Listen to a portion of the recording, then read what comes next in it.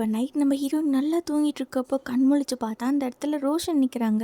Husband முழிக்கிறதுக்குள்ளாரி எப்படியாவது ரோஷனை வீட்டுக்கு வெளியில் அனுப்பிச்சிடலான்னு ட்ரை பண்ணேன்.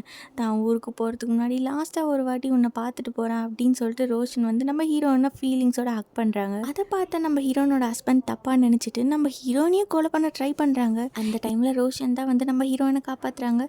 இப்போ இவங்க 2 பேருக்கு நடுவில் பயங்கரமான ஃபைட் போயிட்டுருக்கு. அந்த டைமில் ரோஷன் தெரியாமல் நம்ம ஹீரோனோட ஹஸ்பண்டை கொலை பண்ணிடுறாங்க. நம்ம இதுக்காக போலீஸ் கிட்ட மாட்டோம், இந்த பாடியை டிஸ்போஸ் பண்ணிட்டு நம்ம 2 பேரும் தூரமாக எங்கேயாவது போய் சந்தோஷமாக வாழலாம். இந்த இடத்த எல்லாத்தையுமே இப்போ ரோஷன் க்ளீன் பண்ணுறாங்க. நான் வீட்டுக்கு போய் திங்ஸ் எல்லாம் பேக் பண்ணிட்டு வந்துடுறேன் அப்படின்னு சொல்லிட்டு போனோம். அப்போ நம்ம ஹீரோயினா அவங்க ஹஸ்பண்ட்காக கேண்டல்லாம் ஏற்றி வச்சு ப்ரே பண்ணிட்டு இருக்காங்க. 2 ஹவர்ஸ் ஆகியும் இன்னும் ரோஷனை காணோம் அப்படின்னு அவங்க வீட்டுக்கு போய் பார்த்தா அவங்க லெட்டர் எழுதி வச்சுட்டு ஓடி போயிருப்பாங்க.